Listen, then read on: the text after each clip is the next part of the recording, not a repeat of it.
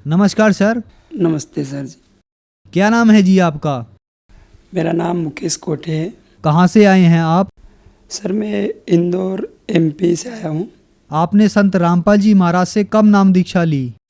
मैंने संत रामपाल जी महाराज से 27 फरवरी 2014 को नाम दीक्षा ली। संत रामपाल जी महाराज से नाम दीक्षा लेने से पहले आप कौन सी भक्ति साधनाएं करते थे? संत रामपाल जी महाराज से नाम दीक्षा लेने से पहले मैं लगभग अपने हिंदू धर्म में जन्म हुए तो लगभग सभी देवी देवताओं की भक्ति करना, मतलब अपन ये सोचते थे कि ये भगवान लाभ दे दे, ये भगवान लाभ दे, वो हर मतलब भगवानों की फ़ोटो ले आना, ये करना सब। और मैं ज़्यादातर मतलब हनुमान जी का भक्त था। मैं हनुमान जी की उपासना करता था, हर शनिवार मंगलवार उपवास रहता था, तो मैं हनुमान जी की भक्ति करता था। सर, हिंदू धर्म में होने के नाते आप देवी देवताओं की पूजा करते थे, तो उनसे आपको क्या क्या लाभ मिले? लाभ का तो पता नहीं, पर मेरे को ये ज़रूर लगता था कि बचपन से ही मतलब गरीब परिवार में जन्म हुए थे, तो मैं सोचता था ये भगवान, ये जीवन क्या है? अपन रोज़ काम करना, सुबह उठना, काम पे जाना, शाम को सो जाना, फिर वही क्रिया, मतलब रात दिन करते रहना, कुछ पता ही नहीं। कि मैंने सोचा इससे अच्छा तो अपन सुसाइड कर ले, क्योंकि क्या है जीवन, एक काम करके सारा दिन ये करो और एक दिन अपन को मरना है, तो इससे अच्छा सुसाइड कर लो। तो ये सभी देवी देवताओं की भक्ति करते करते मतलब लाभ तो कहीं भी नहीं हो रहा था, मतलब कि दुख ही दुख थे। मतलब कि इंदौर में, हम गांव के रहने वाले थे, खरगोन जिले इंदौर में आए, हम लोगों की मतलब छत पे सोना, मच्छरों में मतलब पंखा भी नहीं रहता था, मतलब हमारी बहुत मतलब गरीब स्थिति थी। अज्ञानता के कारण हमें ज्ञान नहीं था, तो हम क्या है कि टेंशन में दारू पीना, मांस खाना और ये तम्बाकू नशे करना, ये सारे मतलब सीख गए। हमको कुछ ज्ञान नहीं था कि मनुष्य जीवन से हमें क्या करना चाहिए। फिर सर, संत रामपाल जी महाराज से नाम दीक्षा लेने के बाद आपको क्या क्या लाभ मिले? संत रामपाल जी महाराज की शरण में जाने से सर्वप्रथम तो लाभ हमें ये मिला है कि सबसे बड़ा मनुष्य जीवन का मूल उद्देश्य हमको पता चला है कि मनुष्य जीवन ये भगवान प्राप्ति के लिए मिलता है। सबसे बड़ा तो ये लाभ है। उसके बाद मेरे को भावे सिर की शिकायत थी। मैं 3 महीने से कंटिन्यू आयुर्वेदिक दवाइयाँ, मतलब और ये दवाइयाँ खाता था, तो मेरे को कुछ नहीं लाभ हुआ दवाइयों से। तो एक डॉक्टर से मैंने ऑपरेशन की बात करी, कि मैंने कहा कि मैं ऑपरेशन करवाऊंगा, मतलब पैसों की भी बात कर ली। तो जब एक ने मेरे को बोला कि भाई संत रामपाल जी महाराज की शरण में जा, वहाँ पे सारे दुख दूर हो जाते हैं, तो मैंने कहा चलो ठीक है, देखेंगे।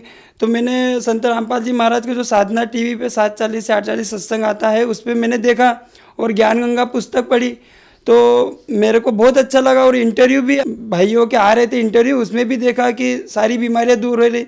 तो मैं इस कारण संत रामपाल जी महाराज के आश्रम में पहुंच गया, और वहाँ पे आश्रम में पहुँचते ही मेरा दिमाग घूम गया कि भगवान, यहाँ पे सारी व्यवस्था फ्री, चाय, भंडारा, रहना देना, तेल साबुन, सारी चीज़ें मतलब फ्री थी वहाँ पे।